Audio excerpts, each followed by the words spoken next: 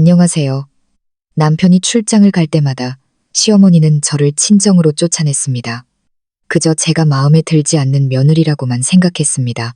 하지만 어느 날 밤 몰래 집으로 돌아왔을 때 어두운 방에서 새어나오는 신음소리에 저는 그 자리에 얼어붙고 말았습니다. 그 순간 제 마음은 산산조각이 났고 우리 가족의 비극이 시작되려 하고 있었습니다. 그날 밤 저는 친정의 작은 방 창가에 앉아 창문으로 쏟아져 들어오는 달빛을 바라보며 깊은 시름에 잠겨 있었습니다. 남편 준호 씨가 또 며칠간의 출장을 떠났기 때문입니다. 이상하게도 남편이 출장을 떠나 집을 비우면 시어머니는 항상 차갑게 이렇게 말했습니다. 너는 친정에 가 있거라. 서방도 없는데 여기 있어봤자 뭐 하겠니? 이 집에 내 손길이 필요한 곳은 없으니. 저는 마음속으로 칼에 베이는 듯한 고통을 참으며 조용히 고개를 끄덕일 수밖에 없었습니다. 결혼한 지 3년, 나름대로 최선을 다해왔지만 남편이 없으면 저는 이 집에서 완벽한 이방인이었습니다. 제 친정어머니는 그런 저를 늘 안타까워했습니다. 제가 친정에 돌아올 때마다 어머니는 시집살이라는 게 원래 다들 참고 사는 거란다. 싫은 소리 하지 말고, 그런데 아무리 생각해도 이상하구나. 왜 준호가 출장 갈 때마다 너를 친정으로 보내는 걸까? 한번 유심히 지켜보렴 때 이라고 조언해 주셨습니다. 그 말을 들을 때마다 섬뜩한 기분이 들었지만 설마 혼자 덩그러니 남겨질 며느리를 걱정해서 친정으로 보내주는 것이겠지 하고 애써 자신을 위로했습니다. 그날 밤 저는 좀처럼 잠을 이룰 수 없었습니다. 문득 기묘한 의심이 싹 텄습니다. 저는 평소와 다른 행동을 하기로 결심했습니다. 낮에는 친정에 가는 척하고 밤중에 몰래 집으로 돌아가기로 한 것입니다. 칠흑 같은 어둠에 휩싸인 시골길에는 등골이 오싹해지는 차가운 바람만이 불고 있었습니다. 저는 두려움에 떨며 걸었습니다. 대문 앞에 도착해 조용히 열쇠로 문을 열고 발소리를 죽여 안으로 들어갔습니다. 집안은 시계 초침 소리만 들릴 뿐 죽은 듯이 고요했습니다. 하지만 시어머니의 방을 지나칠 때 제 심장은 쿵 하고 크게 내려앉았습니다. 방 안에서 이상한 소리가 들려왔기 때문입니다.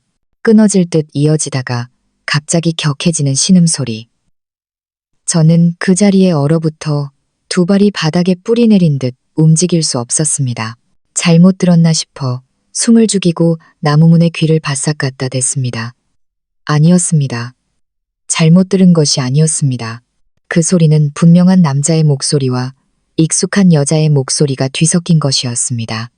순식간에 등줄기에 식은땀이 흘렀고 심장이 터질 듯이 고동쳤습니다.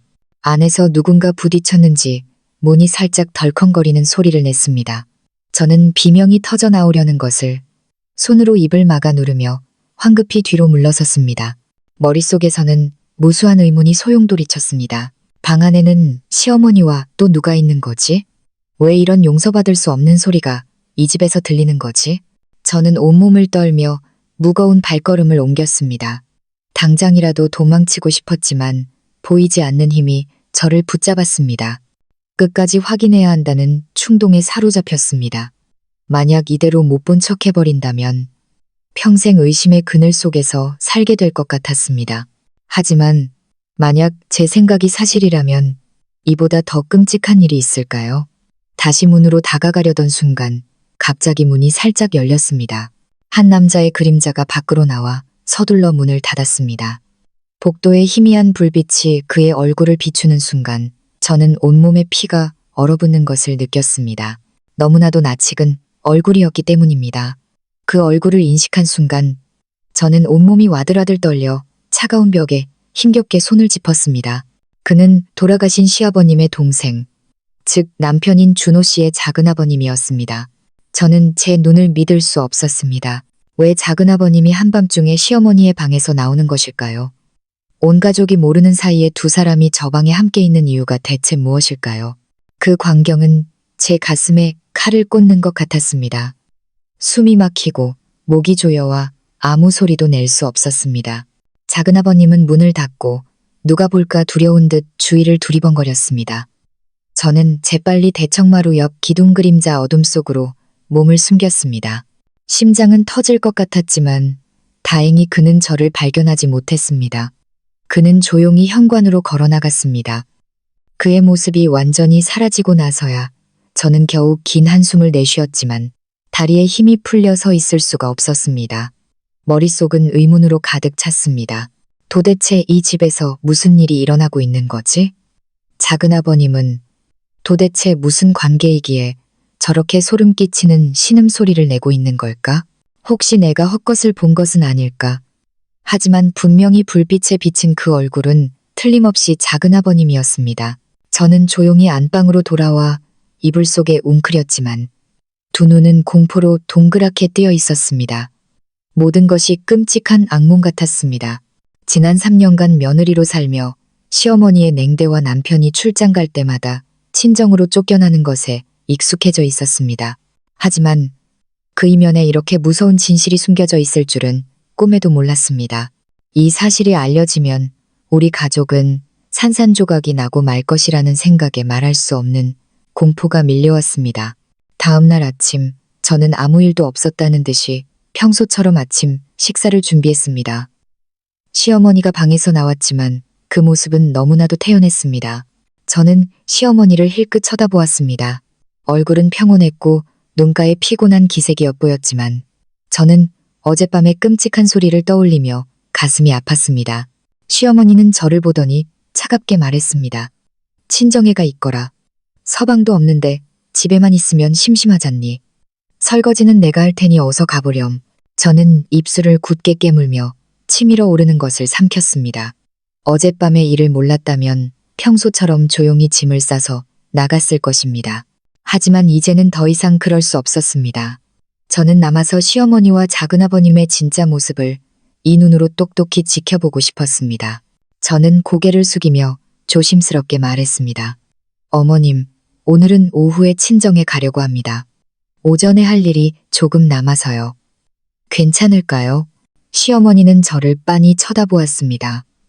그 눈에 의심의 빛이 스쳤지만 이내 무심하게 고개를 끄덕였습니다. 그러렴, 좋을 대로 하거라. 그날 하루 저는 평정을 가장하고 평소처럼 일하는 척했지만 마음은 불안으로 가득 찼습니다. 저는 시어머니의 일거수일투족에 신경을 곤두세웠습니다. 시어머니는 때때로 밖으로 나가 뒤뜰에서 전화를 하거나 조용히 별채 쪽으로 가곤 했습니다. 저는 작은아버님이 그곳에 있다는 것을 알았지만 모르는 척했습니다. 저녁이 되어 저는 친정어머니에게 전화를 걸어 오늘은 못 간다고 전했습니다. 어머니는 놀라서 이유를 물었지만 저는 바쁜 일이 있다고 얼버무렸습니다. 어머니는 걱정하면서도 제 뜻을 헤아려주며 몸조심하고 무슨 일 있으면 꼭 말하라고 신신당부했습니다. 어머니의 목소리를 들으니 눈시울이 뜨거워지며 눈물이 쏟아질 것 같았지만 저는 이를 악물고 참았습니다. 어머니에게도 멀리 있는 남편에게도 아직은 말할 수 없었습니다. 확실한 증거도 없이 제 추측만으로 모든 것을 망칠 수는 없었기 때문입니다. 그날 밤 저는 다시 일찍 잠드는 척했습니다. 하지만 시계가 12시를 가리키자 저는 조용히 침대에서 빠져나와 방문을 살며시 열고 별채 쪽으로 발소리를 죽여 다가갔습니다. 집안은 정적에 휩싸여 있었지만 시어머니의 방에서 희미한 불빛이 새어나왔고 이내 작은 소음이 들려왔습니다. 저는 어젯밤처럼 가까이 다가가지 않고 더 숨기 좋은 장소를 찾았습니다. 대청마루와 통하는 나무문 틈이었습니다. 저는 몸을 낮추고 그 틈으로 안을 들여다보았습니다. 눈앞에 펼쳐진 광경에 저는 그 자리에서 얼어붙었습니다. 시어머니가 침대 위에서 작은아버님과 바싹히 되어 앉아 있었습니다. 두 사람은 무언가 속삭이고 있었는데 얼굴이 거의 맞닿을 정도의 거리였습니다. 그들의 몸짓, 눈빛, 숨결, 그 모든 것이 부부 사이가 아니면 설명할 수 없는 것이었습니다. 적나라한 진실 앞에서 온몸이 부들부들 떨리고 식은땀이 흘렀습니다. 제가 이런 광경을 목격하게 될 줄은 꿈에도 생각하지 못했습니다. 도덕과 예의를 따지며 제 말 한마디, 행동 하나까지 이체리리 트집 잡던 시어머니가 이렇게 끔찍한 죄를 저지르고 있었던 것입니다. 그리고 제가 항상 존경해왔던 작은아버님은 이 파렴치한 관계의 공범자였습니다. 저는 방으로 돌아와 침대에 주저앉았습니다. 눈물이 멈추지 않았습니다. 저는 시댁 식구들 속에서 길을 잃은 외로운 존재처럼 느껴졌고 감당하기 힘든 짐을 짊어진 기분이었습니다. 남편에게 전화해서 모든 것을 털어놓고 싶었지만 이성이 저를 막았습니다. 지금 말한다고 해서 준호 씨가 나를 믿어줄까? 아니면 어머니와 아들 사이를 갈라놓으려 거짓말을 한다고 생각할까? 저는 꼼짝할 수 없었습니다. 머릿속은 혼란스러웠고 단 한 가지 생각뿐이었습니다. 어떻게 해서든 이 일을 백일아에 드러내야만 한다. 진실이 묻힌다면 나는 평생 이 집에서 고개를 들고 살 수 없다. 다음 날 아침 식탁에서 저는 시어머니를 유심히 관찰했습니다. 시어머니는 아무 일도 없었다는 듯이 태연하게 말했습니다. 하지만 저는 저 얼굴 뒤에 죄악으로 가득 찬 비밀이 숨겨져 있다는 것을 알고 있었습니다. 저는 아무 내색도 하지 않고 조용히 고개를 숙이고 있었지만 마음속으로는 이미 결심을 굳히고 있었습니다. 조용히 감시를 계속하며 진실을 폭로할 기회를 기다리자고. 그때 시어머니가 불쑥 말했습니다. 얘야, 오늘 오후에는 친정에 가거라. 여기 있어봤자 할 일도 없을 테고 오래 있으면 동네 사람들이 서방도 없는데 집에만 있는다고 수군거릴지도 모르니. 저는 고개를 들어 시어머니의 차가운 시선과 마주했습니다. 가슴이 덜컥했지만 애써 미소를 지으며 말했습니다. 네, 어머님. 그런데 내일 가려고 합니다. 오늘 오후에 근처에 사는 친구와 약속이 있어서요. 시어머니는 순간 말을 잃었지만 아무 말 없이 고개를 끄덕였습니다. 저는 시어머니의 눈에 순간 스쳐 지나간 불안감을 보았습니다. 그리고 그 불안감은 제 의심이 틀리지 않았다는 확신을 더해주었습니다. 그날 밤 어둠이 내리자마자 저는 준비를 시작했습니다. 저는 녹음 기능이 있는 낡은 휴대폰을 시어머니 방에서 새어나오는 소리를 녹음할 수 있는 구석에 눈에 띄지 않는 곳에 숨겼습니다. 위험한 일이라는 것을 알고 있었지만 다른 선택지가 없었습니다. 증거가 없으면 제 말은 모두 의미를 잃게 될 테니까요. 저는 방으로 돌아와 자리에 누웠습니다. 심장은 격렬하게 뛰었고 초조하게 기다렸습니다. 집안은 고요했고 밖에서는 귀뚜라미 울음소리만 요란하게 들려왔습니다. 그리고 이윽고 익숙한 소리들이 다시 들리기 시작했습니다. 조심스러운 발소리, 그리고 신음소리. 모든 것이 이전의 밤들의 각본을 따르는 것 같았습니다. 저는 누운 채로 식은땀을 줄줄 흘렸고 눈물은 베개를 적셨습니다. 어둠 속에서 저는 주먹을 굳게 쥐었습니다. 어떤 대가를 치르더라도 이 일을 백일아에 드러내고 말겠다. 설령 그로 인해 이 가족 전체가 흔들리게 되더라도 저는 그 결심이 저를 비극의 소용돌이로 몰아넣게 될 줄은 아직 알지 못했습니다. 그 이후의 발걸음 하나하나가 더욱 끔찍한 비밀을 품고 있다는 것을. 휴대폰을 숨긴 그날 밤 저는 한숨도 자지 못했습니다. 저 방에서 들려오는 소리에 맞춰 심장이 격렬하게 뛰었습니다. 하나의 소음, 하나의 희미한 숨결이 제 가슴을 꿰뚫고 피 흘리는 심장에 밝히는 것 같았습니다. 저는 수치심과 고통, 그리고 말로 표현할 수 없는 분노를 느꼈습니다. 며느리에게 예의범절을 가르치고 사소한 규칙 하나까지 지키도록 요구하던 저 여자가 실은 천지가 용납하지 못할 죄를 숨기고 있었던 것입니다.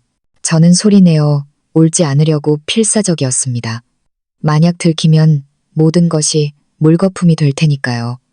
저는 그저 밤이 빨리 새기만을 바랐습니다. 아침이 되면 휴대폰에 무엇이 녹음되었는지 확인할 수 있을 테니까요. 하지만 기다리면 기다릴수록 시간은 더디게만 느껴졌습니다. 첫 달기 올 무렵 깜빡 잠이 들었던 저는 시어머니 방문이 닫히는 소리에 잠을 깼습니다. 저는 벌떡 일어났습니다. 심장이 조여왔습니다. 남자의 발소리가 멀어져 갔습니다. 그것이 작은아버님이라는 것을 추측하기는 어렵지 않았습니다. 저는 손톱이 살을 파고들 정도로 주먹을 굳게 쥐었고 입술을 깨물어 피가 배어나올 정도였습니다. 다음 날 아침, 저는 평소보다 일찍 일어났습니다. 시어머니의 눈을 피해 휴대폰을 회수하기 위해서였습니다.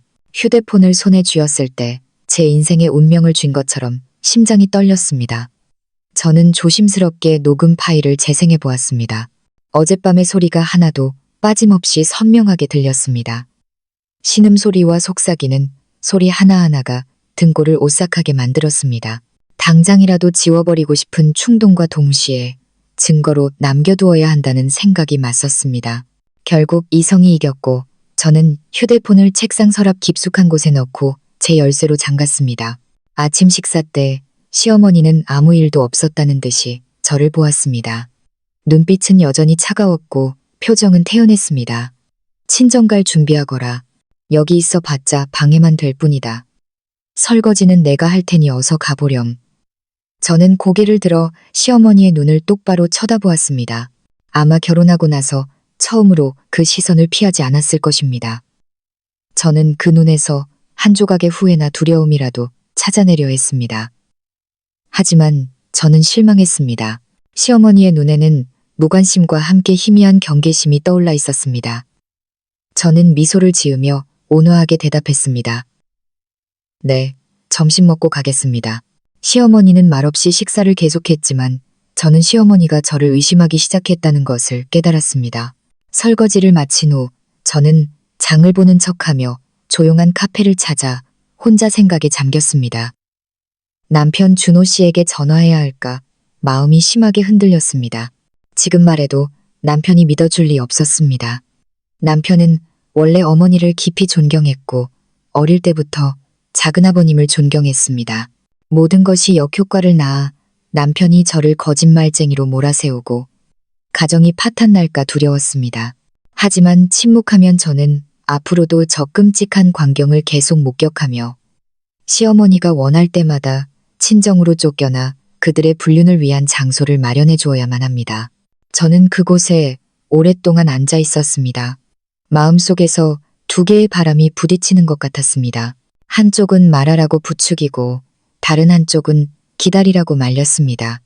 결국 저는 더 많은 증거를 모으기로 결심했습니다. 진실이 밝혀졌을 때 아무도 부정할 수 없도록 하기 위해서입니다. 그 후 며칠 동안 저는 긴장과 고통 속에서 살았습니다. 낮에는 평범한 척했지만 실제로는 시어머니의 모든 행동을 주시했습니다. 오후가 되면 시어머니가 나무에 물을 주거나 물건을 정리한다는 핑계로 별채에 가는 것을 알아차렸습니다. 때때로 작은아버님도 밭에 간다는 핑계로 나와 두 사람은 만나곤 했습니다. 밤이 되면 모든 것이 반복되었고 저를 괴롭히는 소리가 다시 울려 퍼졌습니다. 저는 몰래 몇 번 더 녹음했고 심지어는 문틈으로 사진을 찍으려고까지 했습니다. 저는 그 증거들을 제 옷장에 숨겼습니다. 하지만 그 옷장 속 물건들은 저에게 무기인 동시에 잠 못 드는 밤을 가져오는 악몽이기도 했습니다. 어느 날 저녁 제가 부엌에서 바쁘게 일하고 있을 때 시어머니가 갑자기 불렀습니다. 얘야, 이리 좀 와보렴. 시어머니의 목소리는 낮고 가라앉아 있었고 눈빛은 저를 꿰뚫어보는 듯 했습니다. 저는 소름이 돋았지만 앞으로 나아갔습니다. 시어머니는 제 머리부터 발끝까지 훑어보더니 천천히 말했습니다. 요 며칠 내 모습이 좀 이상하구나. 혹시 할 말이라도 있는 게냐? 저는 고개를 저으며 평정을 유지하려 애썼습니다. 아니에요, 어머님. 그저 친정 생각이 나서 조금 우울할 뿐입니다. 시어머니는 눈을 가늘게 뜨고 날카로운 시선으로 저를 보더니 코웃음을 쳤습니다. 생각나면 가서 살면 되지 않느냐.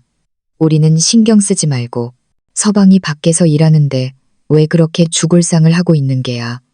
저는 네, 알겠습니다라고 작게 대답하며 고개를 숙였습니다. 하지만 저는 시어머니가 저를 떠보고 있다는 것을 분명히 이해했습니다. 아마도 제가 무언가를 눈치챘다고 직감한 것이겠지요. 그날 밤 저는 도저히 잠을 이룰 수 없었습니다. 이 상황을 더 이상 질질 끌 수는 없다는 것을 알고 있었습니다.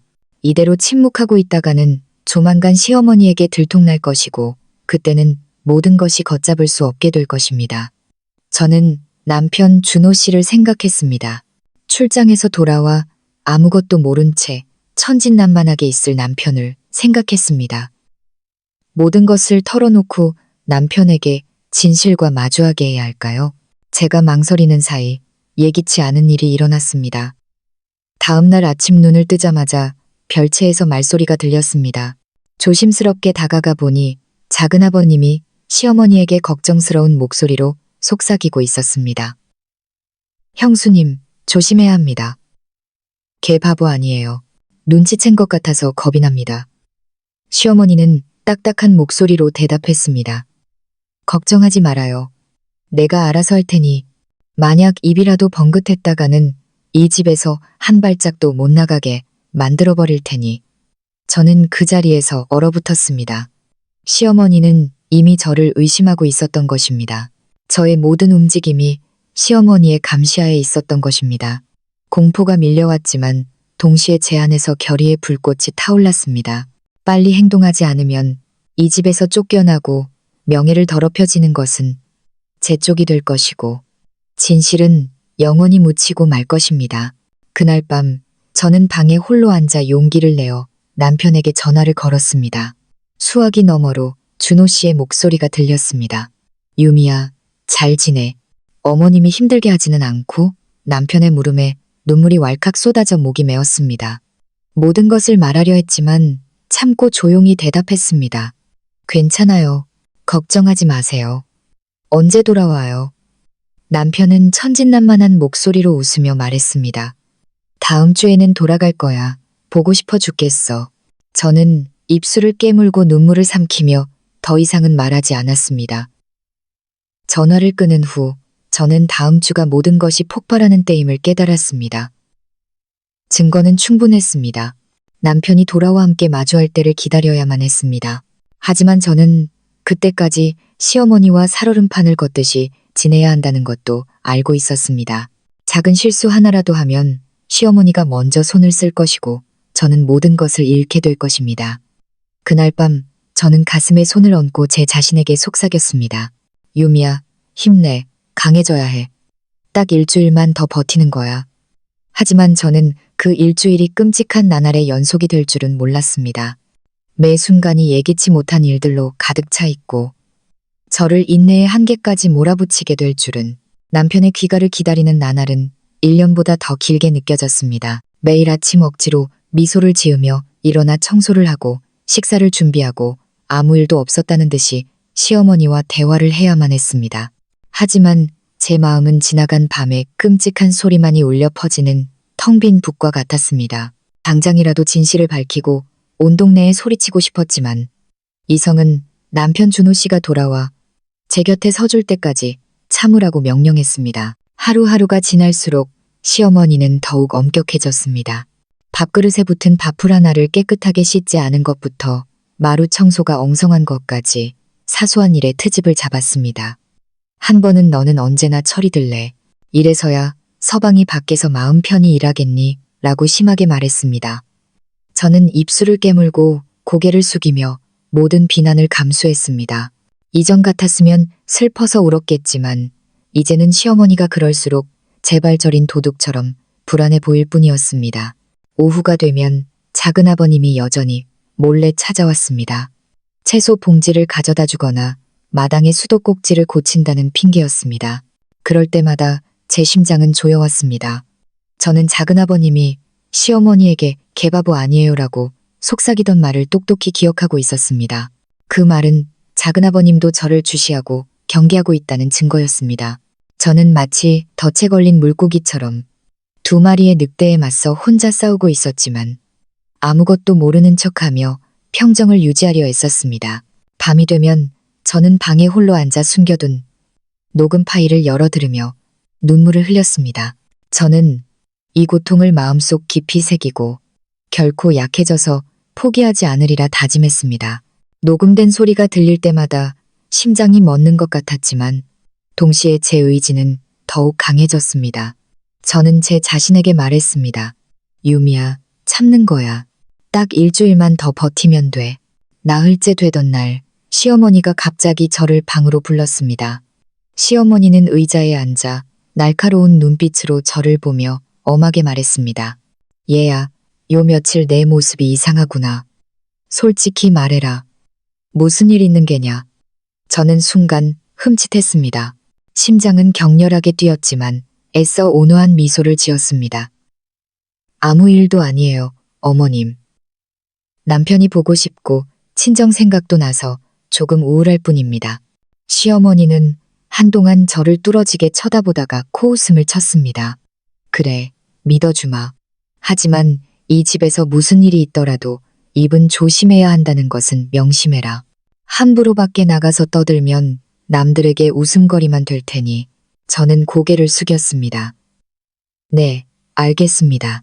하지만 돌아섰을 때 저는 시어머니가 저에게 애둘러 경고하고 있다는 것을 분명히 이해했습니다. 그날 밤 저는 잠 못 이루고 뒤척이고 있었습니다. 그때 밖에서 덜컹거리는 소리가 났습니다. 문을 살짝 열고 밖을 보니 작은 아버님이 뒷문으로 몰래 들어오고 있었습니다. 심장이 멎는 줄 알았습니다. 다시 한번 진실이 눈앞에서 펼쳐졌습니다. 저는 몸서리치며 방으로 돌아와 문을 굳게 닫고 떨리는 가슴을 억눌렀습니다. 그 후 또다시 소리가 울려 퍼졌습니다. 그 소리는 벽을 뚫고 들어와 저를 절망의 늪으로 밀어 넣었습니다. 다음 날 아침 조상의 위패를 정리할 때 시어머니가 향을 피우며 무언가 중얼거리는 것을 보았습니다. 위패 앞에서 경건하게 서 있는 시어머니의 모습을 보니 목이 메고 괴로운 마음이 들었습니다. 이 여자는 여전히 도덕적인 척하며 저에게 며느리의 도리를 지키라고 가르치면서 자기 자신은 조상과 가문을 배신하고 있는 것입니다. 저는 고개를 숙이고 떨리는 손으로 향을 올리며 마음속으로 맹세했습니다. 조상님, 만약 영험하시다면 부디 진실을 밝힐 힘을 주십시오. 닷새째 되던 날 저는 친정어머니에게 전화를 걸기로 결심했습니다. 모든 것을 털어놓을 수는 없고 그저 마음이 너무 힘들다고만 말했습니다. 어머니는 걱정하며 캐물었습니다. 무슨 일이니, 유미야. 목소리가 이상하구나. 저는 목이 메었지만 간신히 대답했습니다. 엄마, 나 괜찮아. 나를 믿어줘. 나 스스로 해결할 수 있으니 필요할 때가 되면 전부 다 말할게. 수화기 너머로 깊은 한숨소리가 들렸습니다. 그리고 어머니는 신신당부했습니다. 딸아, 무슨 일이든 침착하게 대처하거라. 시댁에서 내 자리를 잃지 않도록 조심하고 참을 수 있으면 참고 말해야 한다면 올바른 때를 고르거라. 어머니의 말씀에 저는 더욱 마음을 굳혔습니다. 엿새째, 남편 준호 씨에게서 문자가 왔습니다. 이번 주말에 돌아가 보고 싶다. 저는 그 글자를 보고 눈물을 뚝뚝 흘렸습니다. 그동안 억눌러왔던 모든 감정이 터져나올 것 같았습니다. 저는 안도의 한숨을 쉬며 휴대폰을 굳게 쥐고 속삭였습니다. 이틀만 더 버티면 돼. 남편이 돌아오면 모든 것이 밝혀질 거야. 하지만 기다림은 생각만큼 쉽지 않았습니다. 바로 그날 저는 녹음에 사용했던 낡은 휴대폰이 누군가 뒤진 흔적이 있다는 것을 알아차렸습니다. 서랍 안을 아무리 찾아도 보이지 않았습니다. 식은땀이 흐르고 온몸에 힘이 빠졌습니다. 누가 가져갔을까? 시어머니가 발견한 걸까? 만약 그렇다면 저는 이제 도마 위의 생선 신세였습니다. 저녁 식사 때도 시어머니는 평소처럼 행동했지만 저를 보는 눈빛은 더욱 날카롭고 깊어졌습니다. 저는 떨리는 몸을 진정시키려 옷자락을 굳게 쥐었습니다. 시어머니가 이미 행동에 나섰고 남편이 돌아올 때까지 저는 진짜 폭풍에 맞서야 한다는 것을 깨달았습니다. 그날 밤 저는 뒤척이다가 벽에 걸린 결혼 사진을 내려 가슴에 품었습니다. 온화하게 미소 짓는 준호 씨의 얼굴을 보며 저는 목맨 소리로 속삭였습니다. 여보, 더는 못 견디겠어. 빨리 돌아와줘. 제발. 나를 믿어줘.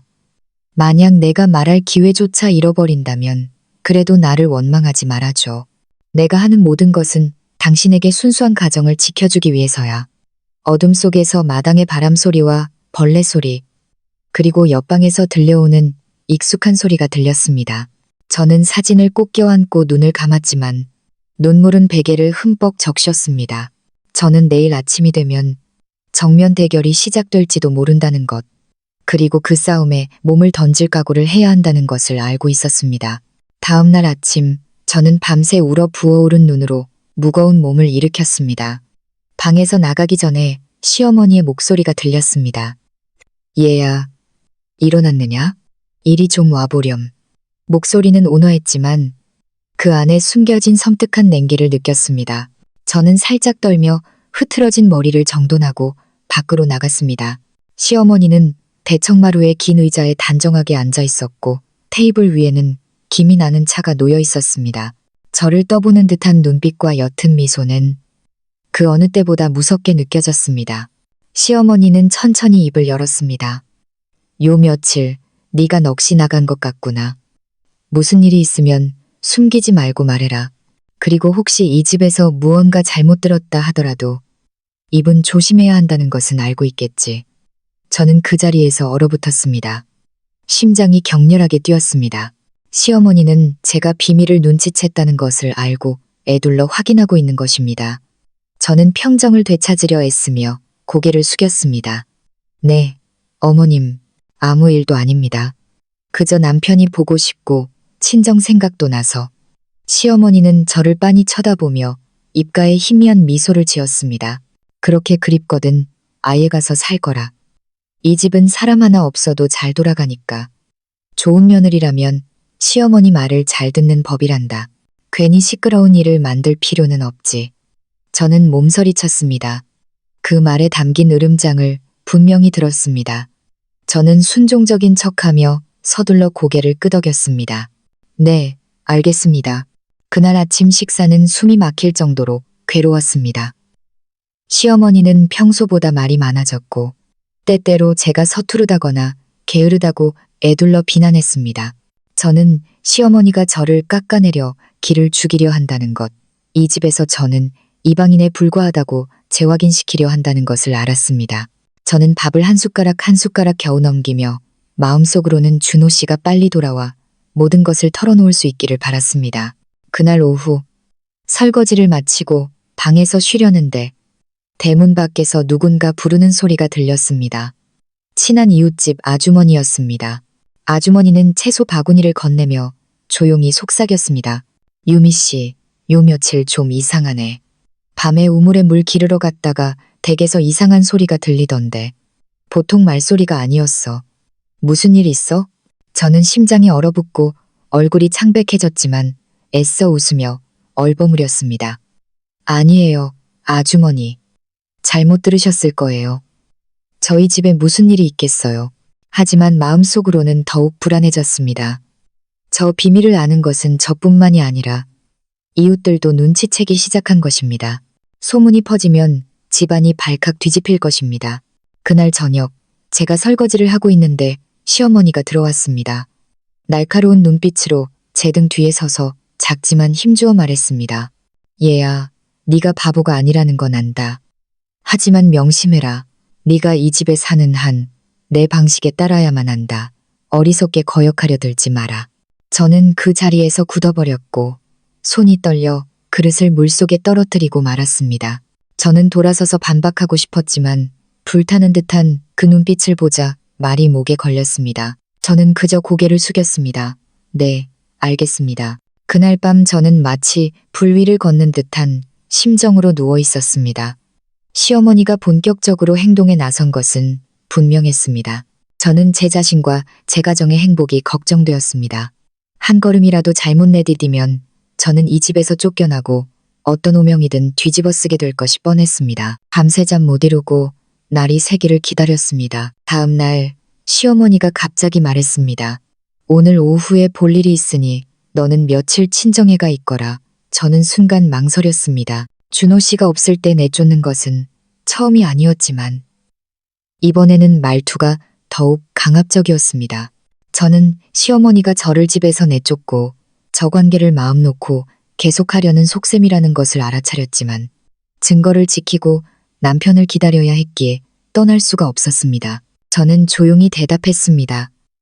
어머님, 내일 가려고 합니다. 오늘 지인과 약속이 있어서요. 시어머니는 저를 쏘아보았고 눈에 분노가 스쳤지만 더 이상 아무 말도 하지 않았습니다. 저는 안도의 한숨을 쉬었지만 시어머니가 쉽게 포기하지 않으리라는 것을 알고 있었습니다. 그날 저녁 막 불을 끄고 잠자리에 들렸는데 마당에서 소음이 났습니다. 문을 살짝 열어보니 작은아버님이 몰래 들어오고 있었습니다.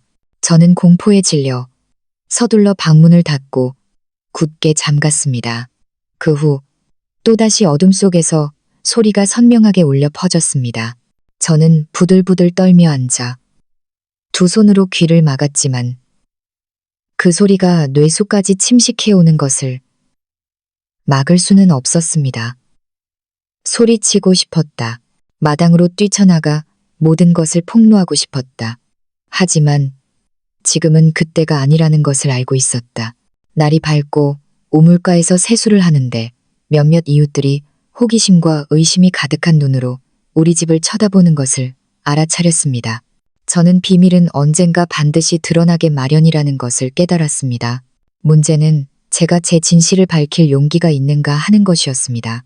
그날 오후 시어머니가 다시 저를 대청으로 불렀습니다. 시어머니는 손에 부채를 들고 앉아 뱀처럼 날카로운 눈으로 저를 보았습니다. 그리고 단도직입적으로 말했습니다. 얘야, 마지막으로 말하마. 이 집을 망가뜨리려고 거짓말을 할 생각은 꿈에도 하지 마라. 만약 네가 입이라도 번긋했다가는 내 남편을 포함해서 내 모든 것을 잃게 만들어줄 테니 어디 한번 해보려무나. 저는 그 자리에서 얼어붙었습니다. 시어머니가 이토록 본색을 드러낸 것은 처음이었습니다. 저는 떨렸지만 애써 눈물을 참고 조용히 대답했습니다. 어머님, 저는 그런 생각 해본 적도 없습니다. 그저 조용히 살고 싶을 뿐입니다. 시어머니는 고개를 끄덕였고 그 미소는 섬뜩할 정도로 사악했습니다. 좋아, 그럼 얌전히 있거라. 어리석은 짓은 하지 말고. 그날 밤 저는 다시 결혼 사진을 껴안고 눈물을 흘렸습니다. 저에게는 이제 물러설 곳이 없었습니다. 침묵하면 공포와 수치 속에 영원히 갇힐 것이고 입을 열면 폭풍에 맞서야만 합니다. 저는 그저 준호 씨가 돌아오는 날만을 기다리고 있었습니다. 다음 날 저는 방에 홀로 앉아 마당을 바라보고 있었습니다. 바람에 흩날리는 나무잎이 마치 제 인생처럼 보였습니다. 저는 주먹을 굳게 쥐고 속삭였습니다. 유미야, 이제 약해지면 안 돼. 남편이 돌아오면 모든 것을 밝히는 거야. 하지만 마음속 깊은 곳에서는 두려움이 소용돌이쳤습니다. 준호 씨는 나를 믿어줄까? 아니면 나에게 등을 돌리고 혼자 싸우게 할까?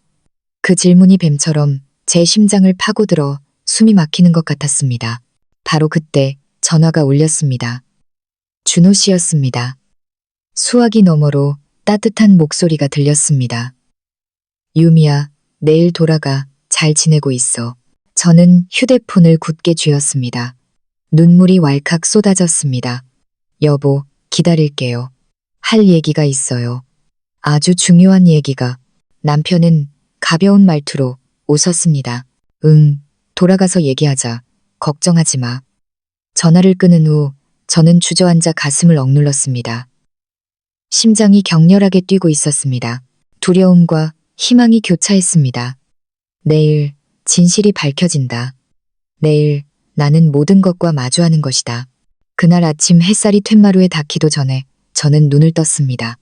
마음속은 수천 개의 바늘로 찌르는 것처럼 복잡했습니다. 오늘 준호 씨가 돌아온다. 저는 일주일 넘게 매 시간, 매 순간을 세며 이 날을 기다려왔습니다. 간절히 기다리는 동시에 불안했습니다. 어젯밤은 거의 잠을 이루지 못했습니다. 어떻게 말을 꺼내야 남편이 나를 믿어줄지, 어디서부터 이야기를 시작해야 할지 수없이 생각했습니다. 시어머니는 평소처럼 태연한 모습이었습니다. 오히려 평소보다 더 일찍 일어나 마당을 쓸고 식사 준비를 했습니다. 저는 시어머니를 보며 말로 표현할 수 없는 섬뜩함을 느꼈습니다.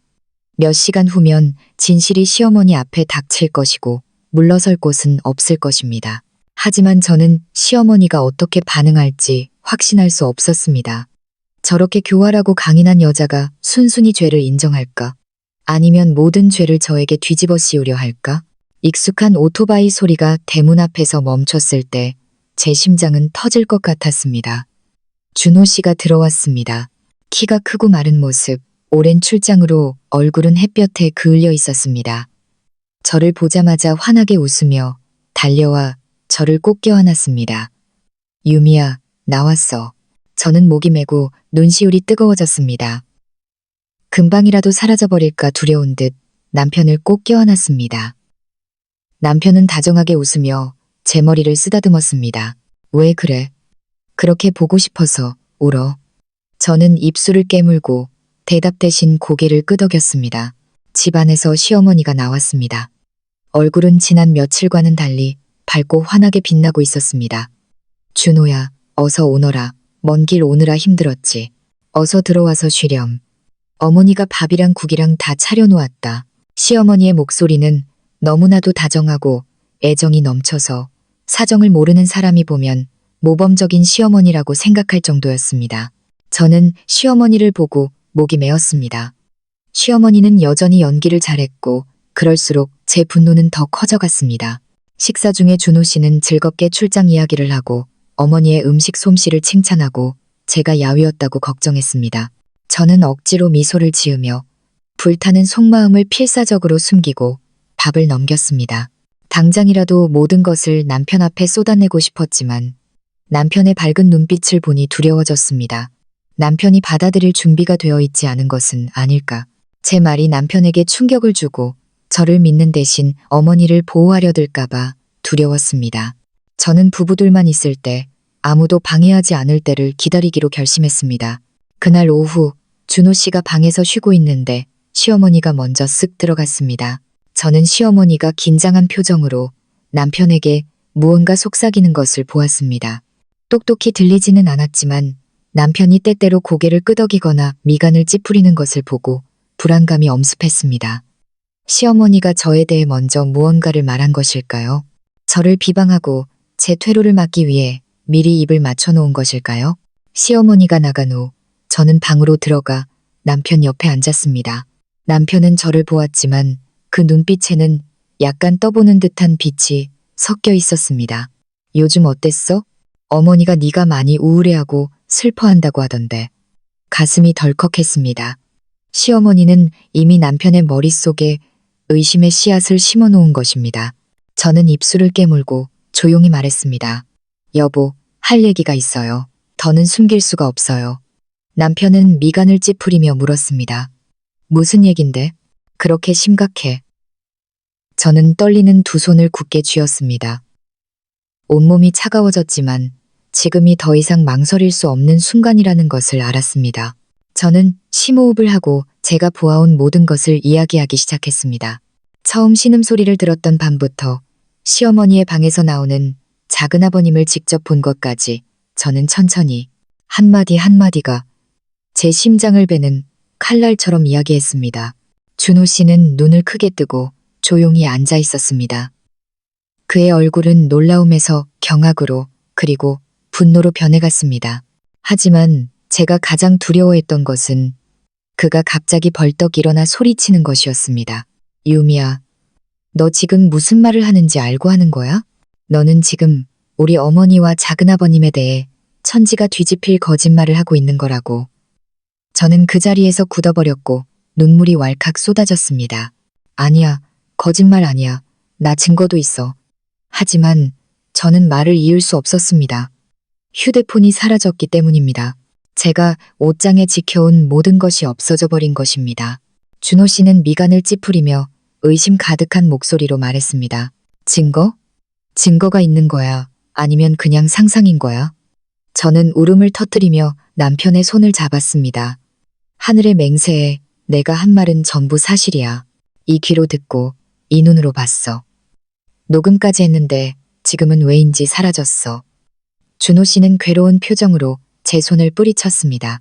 유미야, 어떻게 우리 어머니를 그렇게 의심할 수 있어? 어머니가 나를 힘들게 키우고 우리를 위해 얼마나 헌신하셨는데 네가 이런 파렴치한 말을 하다니. 누가 들으면 우리 집안 명예는 어떻게 되는 거야? 저는 흐느끼며 소리쳤습니다. 제 마음은 산산조각이 나는 것 같았습니다. 여보, 내 말이 믿기지 않는 거야? 나는 당신 아내야. 내가 뭐 때문에 거짓말을 하겠어? 내가 어머님을 모함하고 싶었다고? 나도 그런 거 보고 듣고 싶지 않았어. 하지만 못 본 척할 수가 없었다고. 방 안의 공기는 숨이 막힐 정도로 무거웠습니다. 준호 씨는 머리를 쥐어뜯었고 눈빛은 혼란스러웠습니다. 저는 남편 안에서 끔찍한 갈등이 일어나고 있는 것을 보았습니다. 한쪽은 어머니, 다른 한쪽은 아내. 저는 떨리는 손으로 다시 남편의 손을 잡고 애원했습니다.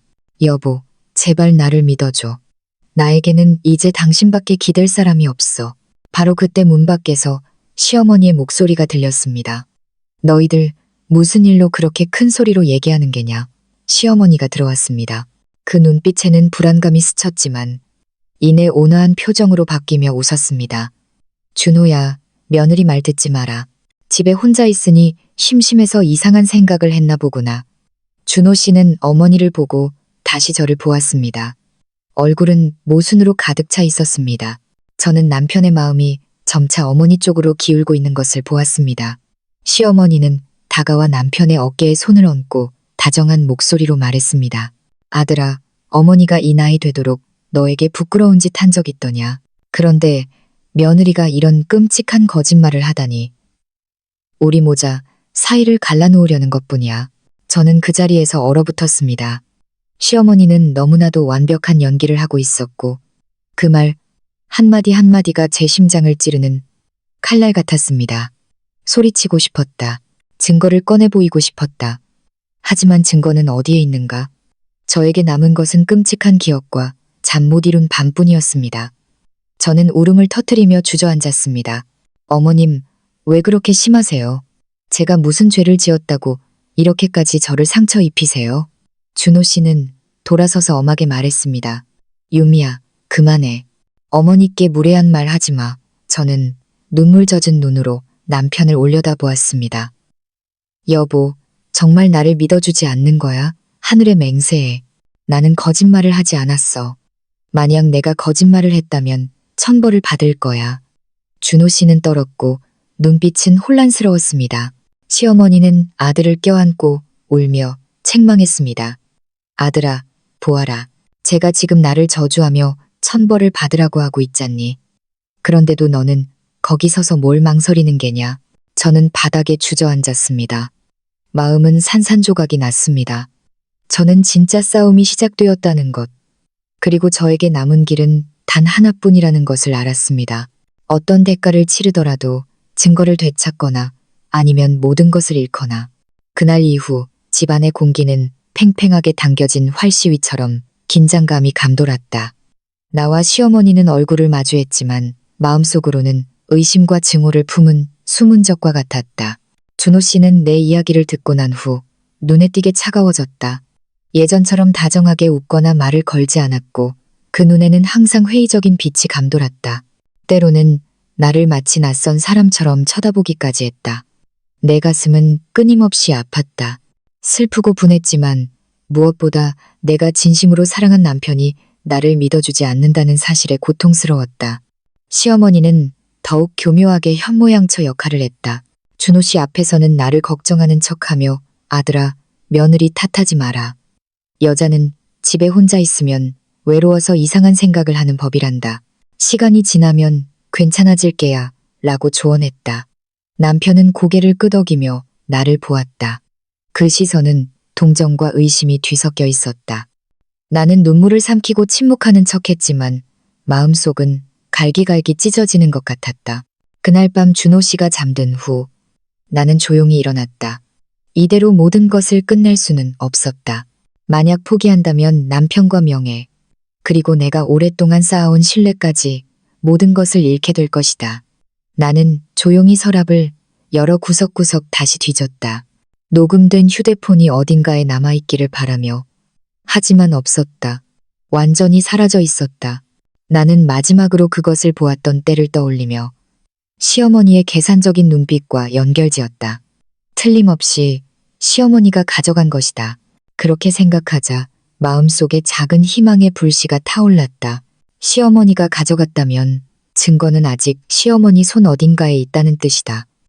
그것만 되찾으면 나는 상황을 역전시킬 기회를 얻을 수 있다. 그 생각에 나는 거친 경류 속에서 구명 뗏목을 잡은 듯한 기분이 들었다. 그 후 며칠 동안 나는 조용히 시어머니를 감시했다.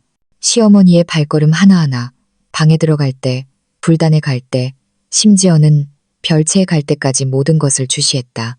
시어머니가 휴대폰을 어디에 숨겼는지 찾아내려 한 것이다. 한 번은 시어머니가 침대 밑 나무 상자에 자물쇠를 거는 것을 보았다. 나는 그 안에 무언가 중요한 것이 들어있을 것이라고 직감했다. 하지만 경솔하게 움직일 수는 없었다. 작은 실수 하나라도 하면 시어머니는 금방 알아챌 것이고 나는 마지막 희망마저 잃게 될 것이다. 어느 날 오후 시어머니가 이웃집 친구 집에 놀러간 틈을 타 나는 몰래 시어머니의 방으로 들어갔다. 심장은 격렬하게 뛰었고 떨리는 손으로 서랍을 열어 모든 곳을 뒤졌다. 마침내 쌀독 안에 숨겨져 있던 작은 열쇠 꾸러미를 발견했다. 나는 떨리는 손으로 나무 상자의 열쇠 구멍에 열쇠를 꽂았다. 나무 상자의 뚜껑이 열리는 순간 심장이 멎는 줄 알았다. 안에는 여러 가지 물건들이 있었다. 정성스럽게 묶인 땅 문서, 그리고 내 예감대로 내 낡은 휴대폰이 있었다. 나는 떨리는 손으로 그것을 집어들었다. 기쁨의 눈물이 쏟아질 것 같았다. 나는 서둘러 확인했고 다행히도 녹음 파일은 그대로 남아 있었다. 시험 삼아 하나 재생하자 익숙한 소리가 선명하게 울려 퍼졌다. 등골이 오싹했다. 모든 진실이 아직 여기에 있었다. 나는 서둘러 휴대폰의 전원을 끄고 주머니에 넣고 모든 것을 원래대로 정리했다. 나무 상자에 자물쇠를 걸고 열쇠를 원래 자리에 숨겼다. 방을 나올 때 다리에 힘이 풀렸지만 마음속에는 그 어느 때보다 밝은 희망의 빛이 빛나고 있었다. 그날 밤 나는 아무 말도 하지 않고 휴대폰을 내 목숨처럼 소중히 가슴에 품고 숨겼다. 이것이 나를 구하고 준호 씨를 깨우치게 할 유일한 증거라는 것을 알았지만 지금 당장 공개하는 것은 매우 위험하다는 것도 알고 있었다. 모든 것이 부정할 수 없게 될 때 적절한 시기를 골라야만 한다. 그날 밤 시어머니와 작은아버님이 또다시 몰래 만났을 때 나는 방에 앉아 휴대폰을 껴안고 눈물을 흘렸다. 모든 것을 똑똑히 들으면서도 아무것도 할 수 없는 무력한 자신을 느꼈다. 하지만 동시에 내가 점차 우위에 서고 있다는 것도 느꼈다. 조금만 더 참으면 되었다. 다음 날 아침 준호 씨가 갑자기 말했다. 유미야, 오늘 어머니가 작은아버지 댁에 다 같이 저녁 먹으러 가자고 하시는데 같이 갈 준비 좀 해줘. 나는 놀라서 시어머니를 보았다. 시어머니는 의미심장한 미소를 짓고 있었다. 나는 그 저녁 식사가 우연이 아니라는 것을 금방 알아차렸다. 아마도 그들은 연기를 계속하며 자신들의 부정한 관계를 위한 위장을 만들고 싶었던 것이리라. 나는 입술을 깨물고 조용히 고개를 끄덕였다. 네, 식사 중에 작은아버님은 명랑한 척하며 많이 웃고 이야기했다. 시어머니도 친절하게 행동하며 마치 그들 사이에 숙부와 조카 며느리로서의 예의 외에는 아무것도 없는 것처럼 교묘하게 친척 관계를 입에 올렸다. 준호 씨는 그 광경을 보고 안심한 표정을 지었다. 마치 내가 했던 말이 내 상상에 불과하다고 믿는 것 같았다. 나는 조용히 앉아 평정을 유지하려 애썼지만 마음속은 부글부글 끓고 있었다. 당장이라도 녹음 파일을 남편에게 들려주고 싶었지만 이성이 나를 막았다. 만약 내가 갑자기 행동하면 그들은 틀림없이 부정할 방법을 찾아낼 것이고 심지어는 증거를 파괴하려 들 것이다. 집으로 돌아올 때 준호 씨는 완전히 편안해진 모습으로 내 손을 잡고 조용히 말했다. 유미야, 봤지? 작은아버님도 어머니도 정직하게 사시는 분들이야. 너무 많이 생각하지 마. 나는 대답하지 않고 눈물 젖은 눈으로 등을 돌렸다.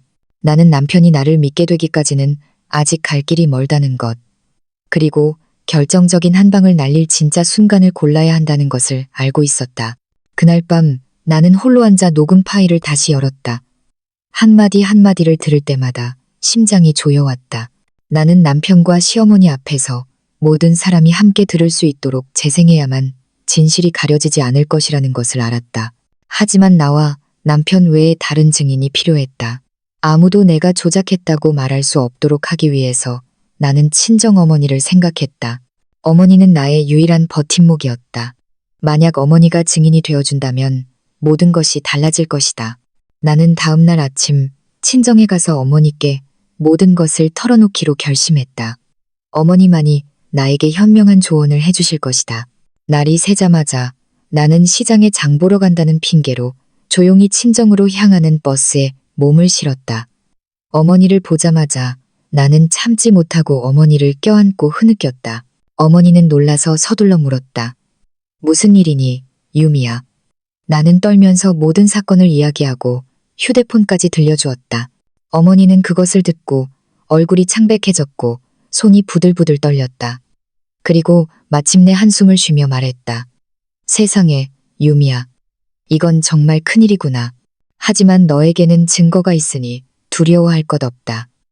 엄마가 편이 되어 너를 지켜줄게. 어머니의 말씀에 나는 힘을 얻었다. 나는 이제 혼자가 아니었다. 그리고 마음속으로 계획을 세웠다. 모든 사람들 앞에서 단 한 번의 대면으로 나는 이 휴대폰을 재생하고 진실이 온 집안에 울려 퍼지게 할 것이다. 그때가 되면 시어머니와 작은아버님은 더 이상 부정할 길이 없을 것이다. 내 이야기를 모두 들은 후 어머니는 나를 꼭 껴안아 주셨다. 마른 내 등을 쓸어주며 목맨 소리로 말씀하셨다. 유미야, 정말 고생 많았다. 하지만 걱정하지 마라. 엄마가 있잖니.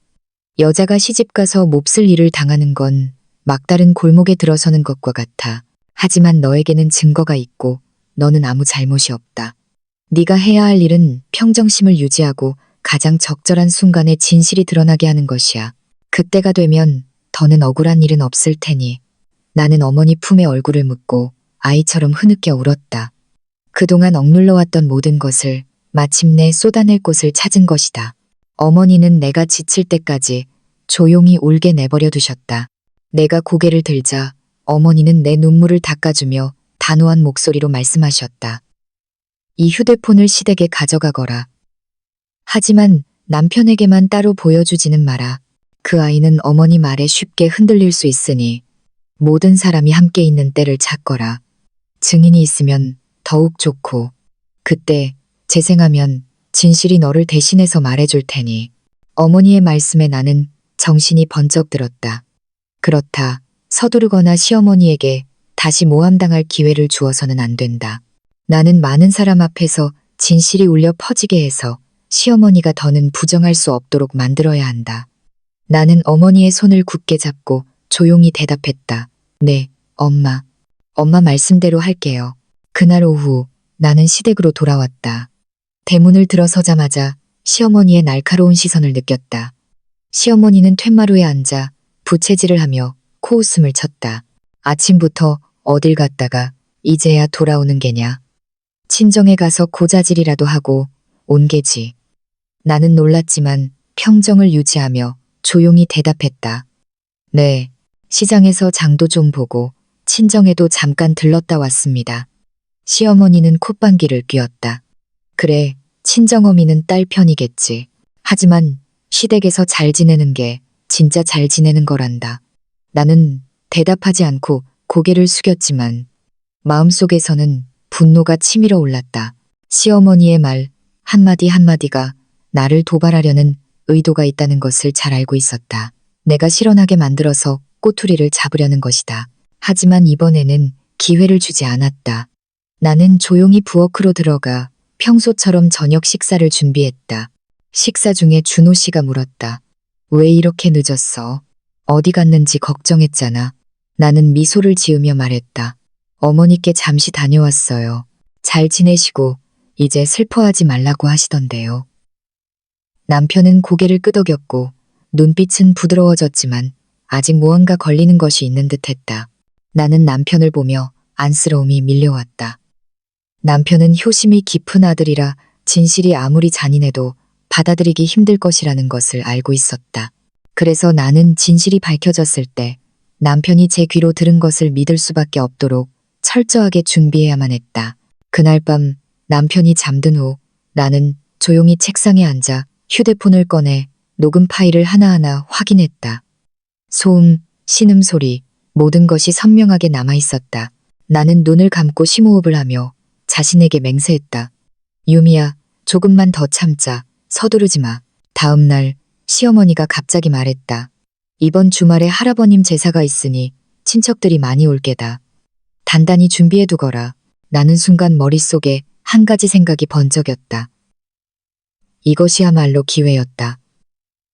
만약 모든 친척이 모인다면 나는 사람들 앞에서 녹음 파일을 재생하기만 하면 된다. 그렇게 되면 시어머니는 더 이상 상황을 바꿀 수 없을 것이다. 그 후 며칠 동안 나는 제사 음식을 준비하고 장을 보고 청소를 했다. 겉으로는 효심 깊은 며느리처럼 바쁘게 움직였지만 내 마음속에는 치밀한 계획이 있었다. 나는 휴대폰을 몸에 지니고 숨기고 배터리를 확인하고 만일을 대비해 다른 작은 녹음기까지 사서 파일을 백업했다. 이것은 결정적인 싸움이었기에 실패는 용납되지 않았다. 제사 전날 밤 나는 긴장해서 잠을 이루지 못했다. 준호 씨 옆에 누워 그의 평온한 숨소리를 들으며 가슴이 아팠다. 내일이 되면 남편이 자신의 어머니에 관한 잔인한 진실과 마주해야 한다는 것을 알고 있었다. 남편을 상처 입히고 싶지는 않았지만 침묵할 수도 없었다. 만약 내가 침묵한다면 평생 어둠 속에서 살며 시어머니에게 억압당하고 멸시받게 될 것이다. 다음 날 아침 친척들이 모이기 시작했다. 집안은 사람들의 웃음소리와 향연기로 가득 찼다. 나는 음식을 나르고 치우고 바쁘게 움직였다. 겉으로는 웃고 있었지만 마음속으로는 떨고 있었다. 시어머니는 여전히 위험 있는 모습으로 사람들을 맞이했고 입으로는 우리 며느리가 참 야무져서 이 집안 살림을 다 도맡아 한다니까요 라고 칭찬했다. 나는 그 말을 듣고 씁쓸함을 느꼈다. 그 말 뒤에 숨겨진 위선을 아는 것은 나뿐이었기 때문이다. 제사상이 차려지고 모두 자리에 앉았다. 나는 주위를 둘러보고 작은아버님도 와 있다는 것을 알아차렸다. 그는 다른 어르신들 옆에 앉아 마치 자신이 매우 결백한 사람인 것처럼 활기차게 웃고 이야기하고 있었다. 나는 주먹을 굳게 쥐고 그의 행동 하나하나를 주시했다. 머릿속에는 계획이 선명하게 그려져 있었다. 사람들이 조용해지기를 기다렸다가 전녹음 파일을 재생하는 것이다. 바로 그때 준호 씨가 일어나 어른들께 술을 따르며 자랑스러운 목소리로 말했다. 여러분, 제사에 와주셔서 감사합니다. 저희 집은 어머니와 아내가 살림을 잘해줘서 제가 참 든든합니다. 나는 남편을 보고 눈물이 쏟아질 것 같았다.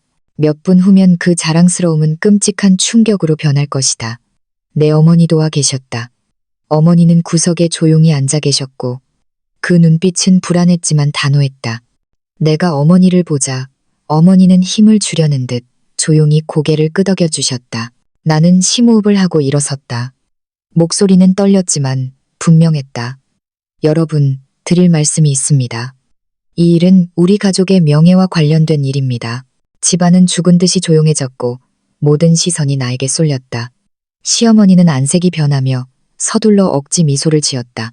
유미야, 왜 그러니? 오늘은 제삿날이야. 쓸데없는 이야기는 하지 말거라. 나는 시어머니를 똑바로 쳐다보며 주머니에서 휴대폰을 꺼냈다. 손은 부들부들 떨렸지만 목소리에는 힘이 실려 있었다. 쓸데없는 이야기가 아닙니다. 여러분께서 직접 듣고 판단해 주셨으면 합니다. 나는 재생 버튼을 눌렀다. 곧이어 저 끔찍한 밤의 소리들이 온 집안에 울려 퍼졌다. 신음소리, 속삭이는 소리, 부정할 수 없는 소음들, 모두를 침묵시키고 오직 저 적나라한 소리만이 남았다. 나는 준호 씨의 얼굴이 창백해지고 떨리는 손에서 술잔이 떨어지는 것을 보았다. 친척들은 서로를 쳐다보며 눈을 동그랗게 떴다. 누군가 세상에 이게 대체 무슨 일이냐 라고 중얼거렸다. 시어머니가 벌떡 일어나 소리쳤다. 당장 꺼라. 저 며느리가 거짓말을 하고 있는 거야. 조작이라고. 하지만 시어머니의 목소리는 떨렸고 눈은 공포에 질려 있었다. 작은아버님은 땀을 줄줄 흘리며 고개를 숙였다. 나는 그 광경을 보고 가슴이 아프면서도 통쾌한 기분이었다. 마침내 진실이 밝혀진 것이다. 준호 씨는 어머니를 돌아보았고 그 눈에는 극심한 고통이 서려 있었다. 나는 그 순간 남편의 심장이 산산조각 났다는 것, 그리고 진짜 폭풍은 이제 막 시작되었다는 것을 알았다. 휴대폰에서 흘러나오는 소리는 여전히 집안을 가득 채우고 있었다. 신음소리와 희미한 숨결 하나하나가 제사의 신성한 분위기를 갈기갈기 찢는 듯했다. 사람들은 손에 든 젓가락을 멈췄고 마시려던 술잔도 떨고 있었다. 모든 친척이 죽은 듯이 고요했고 오직 적나라한 녹음 소리만이 각자의 귀와 마음에 밝혔다. 준호 씨는 돌처럼 굳어 앉아 있었다. 눈을 크게 뜨고 입술을 떨며 아무 말도 하지 못했다.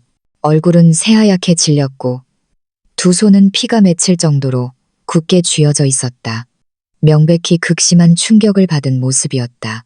어머니가 고결하고 순결하다고 굳게 믿었던 남자가 이제 부정할 수 없는 진실과 마주해야만 했던 것이다. 시어머니는 처음에는 나를 거짓말쟁이라고 소리쳤지만 녹음 소리가 선명하게 울려 퍼지자 안색을 시시각각 바꾸었다. 창백해진 얼굴로 눈을 끊임없이 굴리더니 벌떡 일어나 떨리는 손으로 나를 가리켰다. 네가 나를 함정에 빠뜨린 거야. 이 악독한 것, 집안을 망쳐놓을 셈이냐. 나는 똑바로 서서 눈물을 흘렸지만 목소리는 단호했다. 어머님, 저는 누구도 함정에 빠뜨리지 않았습니다. 제 눈으로 직접 보고 제 귀로 직접 듣지 않았다면 어떻게 이런 소리를 녹음할 수 있겠습니까? 저는 가족의 체면을 지키기 위해 며칠 동안 침묵하며 온갖 굴욕을 견뎌왔습니다. 하지만 오늘 조상님과 친척 여러분 앞에서 더 이상 진실이 묻히는 것을 볼 수는 없습니다. 사람들이 웅성거리기 시작했다. 한 친척 어르신이 조용히 속삭였다. 이래서야 더는 변명할 수 없겠군. 세상에 이런 끔찍한 일이 이 집에서 벌어지고 있었다니. 다른 사람은 고개를 저으며 혀를 찼다. 정말 비밀은 언젠가 드러난다더니 참으로 숨겨진 게 많은 집안인 줄 알았더니만. 작은아버님은 아까부터 고개를 숙이고 있었지만 더는 평정을 유지하지 못했다. 이마에는 땀이 구슬처럼 맺혔고 두 손은 떨고 있었다. 녹음이 끝나자 그는 벌떡 일어나 소리쳤다. 이건 다 오해야. 저 애가 조작한 거야. 저 유미라는 애가 나를 모함하려는 거라고. 하지만 그의 목소리는 떨렸고 눈빛은 흔들리고 있었다. 말을 할수록 낭패한 기색이 역력했다. 준호 씨는 작은아버님을 보고 다시 어머니를 보았다. 그 눈에는 극심한 실망감이 가득했다. 그는 목맨 소리로 말했다. 어머니, 작은아버님, 저는 누구를 믿어야 합니까? 제가 지금 들은 것도 전부 가짜라고 하시는 겁니까? 시어머니는 울음을 터뜨리며 아들을 껴안았다. 준호야, 어머니를 믿어라. 나는 저 애한테 당한 거야. 저 애가 나를 미워해서 꾸민 짓이라고. 저 애한테 우리 모자 사이를 갈라놓게 해서는 안 된다. 나는 그 광경을 보고 가슴이 칼로 베이는 듯 아팠다. 진실이 명백해도 모자의 정을 한마디로 끊어내기는 어렵다는 것을 알고 있었다. 나는 남편을 어머니와 아내 사이에서 선택하게 하고 싶지는 않았지만 더 이상 침묵할 수도 없었다. 그때 내 어머니가 일어섰다. 목소리는 단호했지만 냉정을 잃지는 않았다. 사부인, 저는 유미 엄마입니다. 만약 이 일이 말뿐이었다면 믿기 어려웠을 겁니다. 하지만 이것은 누구도 조작할 수 없는 명백한 증거입니다. 제 딸에게 모든 죄를 뒤집어 씌우지 마십시오. 유미는 너무나 많은 고통을 겪었습니다. 사부인에게 멸시당하고 몇 번이나 쫓겨났습니다. 막다른 골목에 몰리지 않았다면 설마 이런 제삿날에 입을 열지는 못했을 겁니다. 모든 친척이 서로를 쳐다보았고 많은 이들이 고개를 끄덕였다. 어머니의 말씀은 소란 속에서 울려 퍼지는 쇠북소리처럼 누구도 반박할 수 없게 만들었다. 나는 어머니를 보고 감사한 마음이 솟구쳤다. 준호 씨는 머리를 감싸쥐고 의자에 주저앉았다. 목소리가 쉬어 있었다. 세상에, 어쩌다 이렇게 된 거야. 믿을 수가 없어. 어머니, 왜 저희에게 이런 짓을 하셨어요? 시어머니는 아들을 껴안고 흐느꼈다. 아니야, 어머니는 아무 잘못도 하지 않았어. 전부 저 애가 꾸민 짓이야. 저 애 말을 믿지 마.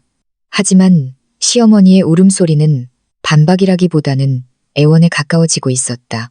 작은아버님은 떨면서 더듬거렸다. 준호야, 나와 내 어머니는 그저. 그는 말을 잇지 못했다. 그 침묵이 모든 것을 말해주고 있었다. 한 친척 어르신이 밥상을 치며 분노에 찬 목소리로 말했다.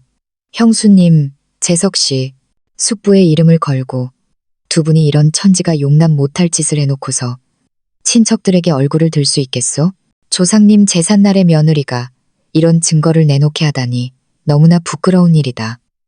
분위기는 모두를 짓누를 만큼 무거웠다. 나는 그 자리에 서서 눈물을 흘렸지만 마음속에는 기묘한 안도감이 퍼져나갔다. 마침내 진실이 나를 대신해 목소리를 낸 것이다. 준호 씨는 고개를 들고 붉어진 눈으로 어머니를 똑바로 쳐다보았다. 어머니, 제발 부탁입니다. 아직 저를 조금이라도 생각하신다면 사실대로 말씀해 주세요. 더 이상 저를 고통 속에서 살게 하지 마십시오. 시어머니는 바닥에 주저앉아 어깨를 들썩이며 울었다. 목이 메어 아무 말도 하지 못했다. 집안은 너무나 조용해서 밖에서 부는 바람 소리까지 들릴 정도였다. 나는 시어머니가 더는 부정할 수 없다는 것을 알았다. 그 순간 나는 생각했던 것만큼 통쾌하지 않았다. 오히려 가슴이 아팠다. 어쨌든 시어머니는 내 시어머니이자 내 남편의 어머니였다. 무너져 내린 시어머니를 보니 죄악 속에서 길을 잃은 한 인간의 삶이 안타까울 뿐이었다. 어머니가 다가와 나를 준호 씨 곁으로 이끌었다. 어머니는 다정하게 말했다. 준호 서방, 아내에게 공평하게 대해주게. 유미는 자네 가족의 명예를 지키기 위해 얼마나 많은 고통을 견뎠는지 모를 걸세. 오늘 이 사실이 밝혀지지 않았다면 평생 억울함 속에 묻혀 살았을 거야. 남편으로서 자네가 이해해줘야지. 준호 씨는 조용히 나를 돌아보았다. 그 눈에는 미안함이 가득했다. 그는 조심스럽게 내 손을 잡았다. 그 손은 떨렸지만 따뜻했다. 나는 그 순간 남편이 나를 믿어주었다는 것을 알았다. 모든 친척이 침묵했고 오직 시어머니의 흐느낌과 작은아버님의 부끄러움 가득한 시선만이 남았다. 누구도 변명의 말이 없었다. 그날의 제사는 그렇게 끝났다. 누구도 더 이상 식사를 할 기분이 아니었다. 사람들은 충격과 실망을 안고 조용히 집으로 돌아갔다. 이 밤 집에 세 사람만이 남았을 때 준호 씨는 오랫동안 내 곁에 앉아 아무 말도 하지 않았다. 나는 조용히 기다렸다. 마침내 그는 조용히 한숨을 쉬며 낮고 갈라진 목소리로 말했다. 유미야, 미안했다. 내가 너를 의심했고 너를 힘들게 했어. 모든 것이 이렇게 끔찍한 일일 줄은 몰랐어. 나는 눈물을 흘리며 남편의 손을 굳게 잡았다. 여보, 원망하지 않아요. 그저 당신을 잃을까봐 두려웠을 뿐이에요. 우리 부부가 서로를 믿고 함께 손잡고 나아갈 수 있기만을 바랐어요. 남편은 고개를 끄덕이며 나를 가슴에 안았지만 그 눈에는 아직 깊은 고통이 서려 있었다. 나는 진실이 밝혀졌지만 이 상처는 남편의 마음속에 영원히 남을 것이라는 것을 알았다. 그리고 바로 그때 나는 폭풍이 아직 끝나지 않았다는 것을 깨달았다. 내 시어머니는 쉽게 굴복할 사람이 아니었다. 나는 시어머니의 붉게 충혈된 눈에서 타오르는 증오를 똑똑히 보았다. 시어머니는 나를 이대로 두지 않을 것이다. 파란만장했던 제삿날이 지나고 떠들썩했던 집은 숨막히는 침묵에 휩싸였다. 나와 준호 씨, 그리고 시어머니는 한 지붕 아래 살았지만 세 명의 낯선 사람이나 다름없었다. 식사 시간에는 대화가 사라졌고 식기가 부딪히는 소리만이 들렸다. 작은아버님은 그날 이후 자취를 감추었고 다시는 찾아오지 않았다. 준호 씨는 진실을 알고 난 후 나를 믿어주었지만 마음속에는 무엇으로도 대신할 수 없는 고통을 안고 살았다. 말이 줄었고 하루 종일 묵묵히 일하다가 방에 틀어박혔다. 때때로 마당을 멍하니 바라보는 남편의 붉어진 눈을 보면 분명 어머니를 생각하고 있으리라 짐작했다. 나는 안쓰러웠지만 어찌할 도리가 없었다. 그저 조용히 곁에 앉아 손을 잡아주며 내 온기가 남편의 상처를 조금이라도 어루만져 주기를 바랄 뿐이었다. 시어머니는 달랐다. 말없이 틀어박혀 있었지만 나를 보는 눈빛은 날이 갈수록 증오를 더해갔다. 진실이 밝혀졌어도 시어머니가 결코 패배를 인정하지 않으리라는 것을 알고 있었다. 그녀는 오만하게 살아왔고 남을 지배하는 데 익숙한 사람이었다. 이런 사람이 나 같은 며느리에게 온 친척 앞에서 망신을 당했으니 그 굴욕을 어찌 삼킬 수 있겠는가. 시어머니의 시선이 나를 스칠 때마다 나는 차가운 칼날로 쓰다듬는 듯 몸서리쳤다. 어느 날 오후 내가 마당에서 빨래를 널고 있는데 시어머니가 나와 얼음처럼 차가운 목소리로 말했다. 얘야, 참 대단해졌구나. 감히 온 친척 앞에서 나에게 망신을 주다니. 하지만 기억해둬라. 너는 대가를 치르게 될 것이다. 나는 아직 지지 않았다. 나는 그 자리에서 굳어버렸고 두 손이 떨렸지만 더는 고개를 숙이지 않았다. 나는 고개를 들어 시어머니를 똑바로 쳐다보며 조용하지만 단호하게 대답했다. 어머님, 저는 어머님께 망신을 드린 것이 아닙니다. 그저 진실이 목소리를 내게 한 것뿐입니다. 저는 가정이 깨지는 것을 원치 않았지만 거짓 속에서 살 수는 없었습니다. 시어머니는 코웃음을 쳤고 그 눈에는 사악한 빛이 번뜩였다. 진실, 네가 평생 이 집에서 내 자리를 지킬 수 있을 것 같으냐? 착각하지 마라, 유미야. 그 말을 남기고 시어머니는 도전적인 모습으로 등을 돌렸다. 나는 그 자리에 얼어붙었고 마음속에 불안감이 밀려왔다. 이제부터는 더욱 교활한 수법에 맞서야 한다는 것을 알았다. 그 후 며칠 동안 시어머니는 준호 씨 앞에서 태도를 바꾸기 시작했다. 더는 공공연하게 나를 꾸짖지 않고 연약하고 슬픈 척했다. 자주 헛기침을 하고 한숨을 쉬었다. 내가 늙어서 이제 얼마나 더 살겠니? 그저 너희 부부가 나를 불쌍히 여겨더는 슬프게 하지 않았으면 좋으련만. 준호 씨는 그 말을 듣고 가슴 아파하며 더욱 괴로워했다. 나는 그 광경을 보고 남편이 안쓰러우면서도 시어머니의 위선에 분노를 느꼈다. 한 번은 남편이 나에게 말했다. 유미야, 네가 많이 힘들었던 건 안다. 하지만 그래도 어머니는 어머니잖니. 조금만 더 참아주면 안 될까? 나는 그 말을 듣고 목이 메었다. 효심 깊은 남편을 탓할 수는 없었지만 그 때문에 내 앞길이 더욱 험난하게 느껴졌다. 절정은 어느 날 저녁 식사 때였다. 내가 저녁을 차리는데 시어머니가 갑자기 뜨거운 국그릇을 바닥에 쏟으며 소리쳤다. 네가 나를 죽일 셈이냐. 이 국에다 뭘 넣은 게야. 나는 놀라서 떨었다. 어머님, 무슨 말씀이세요? 평소처럼 끓인 것뿐이에요. 시어머니는 곧장 준호 씨를 부르며 내가 일부러 독을 타려 했다고 울부짖었다. 준호 씨는 놀라서 달려와 나를 보았다. 그 눈빛은 혼란스러웠다. 나는 목맨 소리로 말했다. 여보, 아니야. 나는 아무 짓도 안 했어. 이건 방금 끓인 채소국이야. 준호 씨는 울부짖는 어머니와 흐느끼며 애원하는 나 사이에서 얼굴이 창백해졌다. 나는 남편 속의 갈등을 똑똑히 보았다. 마침내 그는 한숨을 쉬며 머리를 감쌌다. 그만하세요. 두 분 다 진정하세요. 어머니, 그냥 착각이었을 거예요.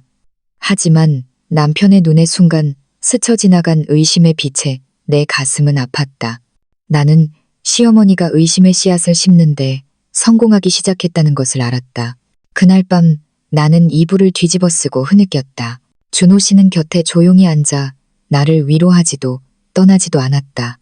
나는 남편이 양쪽 사이에서 옴짝달싹 못하고 있다는 것을 이해했다. 나는 더욱더 진실과 나 자신을 지켜야 한다고 결심했다. 그렇지 않으면 조만간 시어머니에 의해 죽음의 문턱으로 내몰릴 것이다. 다음 날 아침 우연히 시어머니가 마당에서 누군가와 통화하는 것을 들었다. 목소리는 작았지만 똑똑히 들렸다. 저 며느리 낯짝을 다시는 못 들게 만들어야지. 감히 이 집에서 내 자리를 빼앗다니 용서 못해. 등골이 오싹했다. 시어머니가 조용히 복수를 계획하고 있다는 것이 분명했다. 그날 이후 나는 더욱 경계했다. 어딜 가든 뭘 하든 조심했고 시어머니가 덫을 놓을까 두려워했다. 한 번은 내 가방 속에서 낯선 지갑을 발견했다. 만약 그날 내가 보지 못했다면 아마 도둑으로 몰렸을 것이다. 나는 시어머니가 단순한 협박만 하는 것이 아니라는 것을 깨닫고 떨었다. 나는 이 일을 친정어머니께 말씀드렸다. 어머니는 듣고 나서 한숨을 쉬셨다. 유미야, 정말 강해져야 한다. 어머니는 악행은 잠시 가릴 수는 있어도 영원히 숨길 수는 없다고 믿는다. 필요하면 엄마 집에 와서 지내거라. 그들이 너를 상처 입히게 두지 않을 테니. 나는 어머니의 손을 잡고 눈물을 흘렸다. 엄마, 나 여기 있을 거야. 남편을 버릴 수도 없고 저분이 이기는 걸 허락할 수도 없어. 나는 강해져야 해.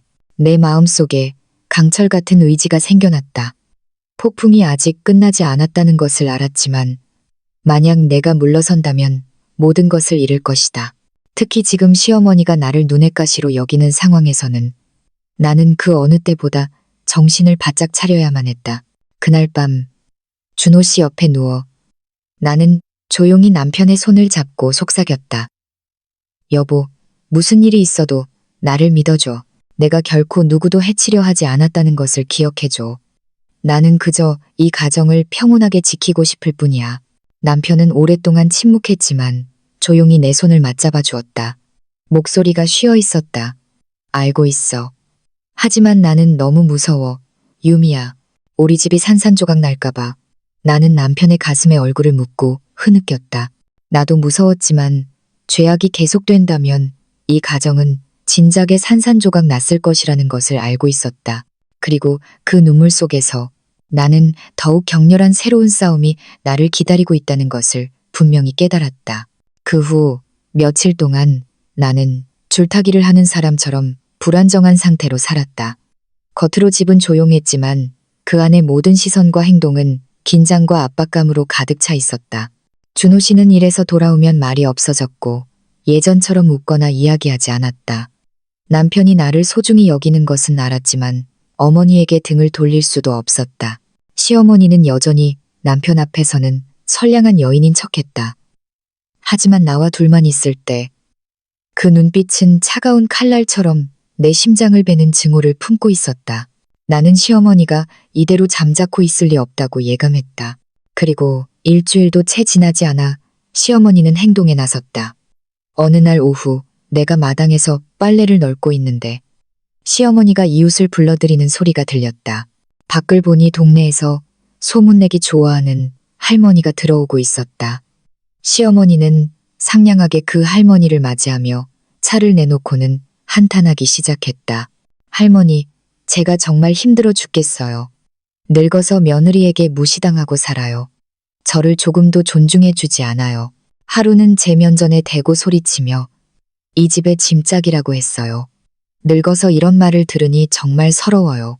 나는 그 자리에서 얼어붙었고 손이 떨려 물이 든 대야를 떨어뜨릴 뻔했다. 시어머니의 말은 새빨간 거짓말이었다. 나는 시어머니에게 아무리 심한 구박을 당해도 무례하게 군 적이 없었고 그저 이를 악물고 참아왔을 뿐이었다. 그런데 이제 와서 있지도 않은 일을 지어내어 나를 모함하고 있는 것이다. 할머니는 그 말을 듣고 혀를 차며 고개를 저었다. 세상에, 요즘 며느리들 정말 못됐네. 그렇게 착하신 분이 이런 대접을 받다니 다른 사람들에게도 말해서 혼쭐을 내줘야겠네. 나는 밖으로 나가 평정을 유지하며 말했다. 어머님, 왜 그런 말씀을 하세요? 저는 어머님께 무례하게 군 적이 없습니다. 시어머니는 곧장 소리치며 눈에는 눈물을 글썽였다. 보세요. 또 이렇게 말대꾸를 하잖아요. 나는 늙어서 편히 쉬지도 못하겠네. 나는 목이 메고 눈물이 쏟아질 것 같았지만 꼭 참았다. 만약 내가 반박하면 이웃들은 시어머니의 말을 더욱 믿을 것이다. 나는 억울함을 안고 등을 돌렸다. 나는 이것이 시작에 불과하다는 것을 알았다. 시어머니는 내 명예를 더럽히고 나를 불효한 며느리로 만들려는 것이다. 내 걱정대로 소문은 마을에 금방 퍼져나갔다. 어떤 사람은 내가 시어머니를 무시한다고 했고 어떤 사람은 내가 심술궂다고 했다. 시장에 갈 때마다 등 뒤에서 수군거리는 소리가 들렸다. 한 번은 채소를 사는데 가게 주인이 나를 보고 반쯤 농담으로 말했다. 시어머니를 그렇게 구박하면 벌 받아요. 나는 입술을 굳게 깨물었다. 목이 타는 듯 아팠고 온 동네에 진실을 외치고 싶었다.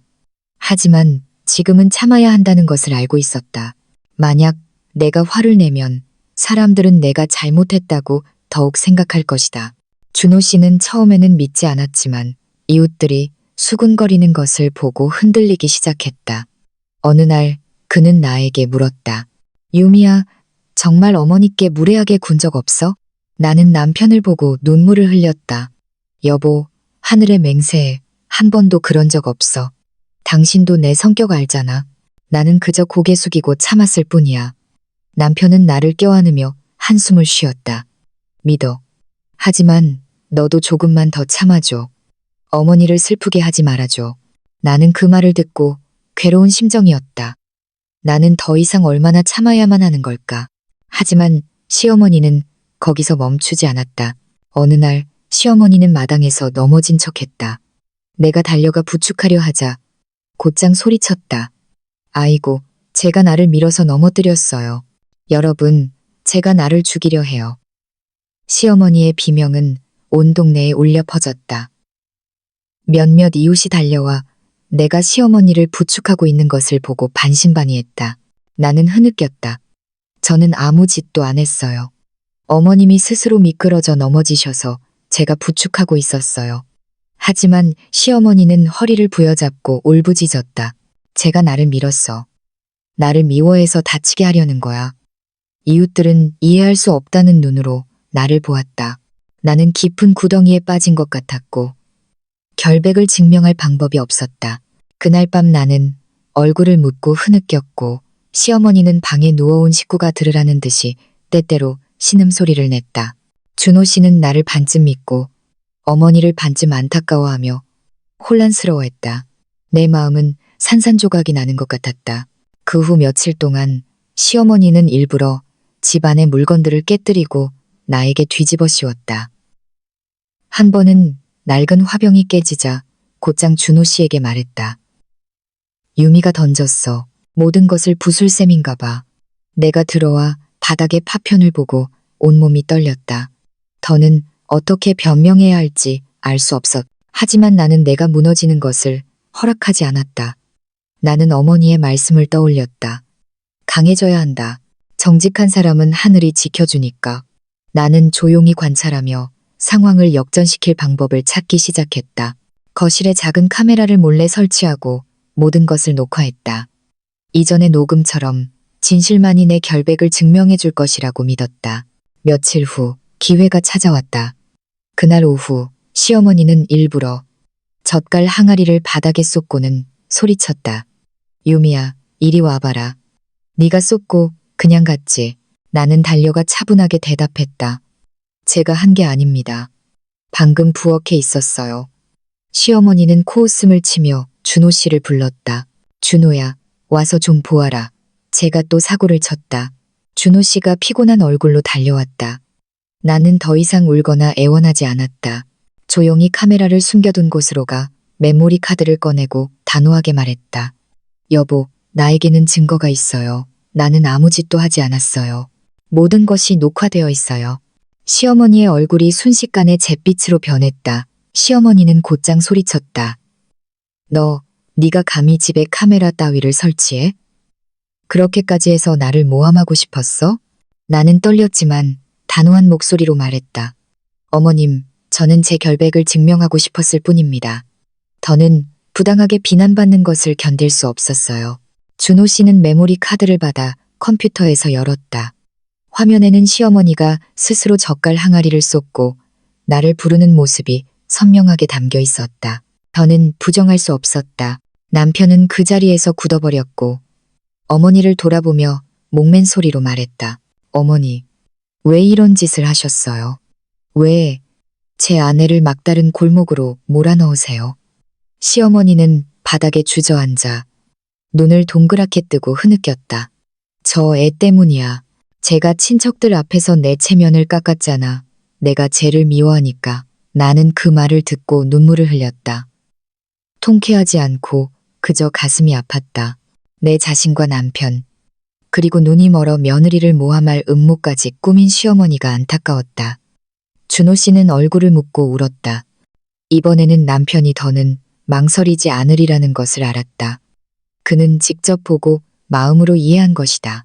그리고 나는 폭풍이 아직 끝나지 않았지만 진실이 밝혀지기 시작했다는 것을 알았다. 준호 씨가 그 녹화 영상을 본 밤 이후 집안은 기묘한 침묵에 휩싸였다.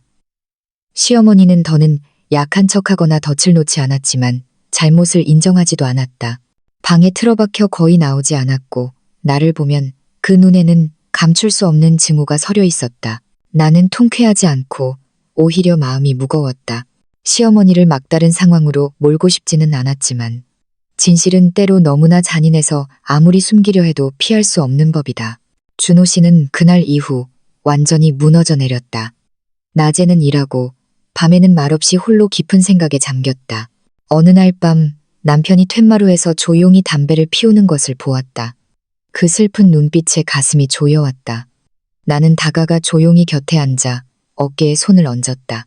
남편은 내 손을 잡고 쉬어버린 목소리로 말했다. 유미야, 미안했다. 오랫동안 너 혼자 견디게 했어. 내가 너를 의심했어. 이런 증거가 없었다면 나는 너를 더 힘들게 했을지도 몰라. 나는 목이 메어 눈물을 흘렸다. 여보, 원망하지 않아요. 그저 당신을 잃을까봐 두려웠을 뿐이에요. 우리 부부가 서로를 믿고 함께 손잡고 나아갈 수 있기만을 바라고 있어요. 남편은 나를 꼭 껴안았다. 마치 남은 온기 전부를 내 차가운 심장에 쏟아부으려는 듯이 그 순간 나는 부부의 사랑이야말로 내 인생의 진정한 버팀목이라는 것을 깨달았다. 다음 날 나는 용기를 내어 시어머니의 방문을 두드렸다. 시어머니가 문을 열었고 그 눈빛은 여전히 날카로웠다. 목소리는 괴로운 듯했다. 또 뭘 바라는 게냐. 그래, 네가 이겼잖니. 아직도 만족 못하겠어? 나는 목이 메었지만 평정을 유지하려 했었다.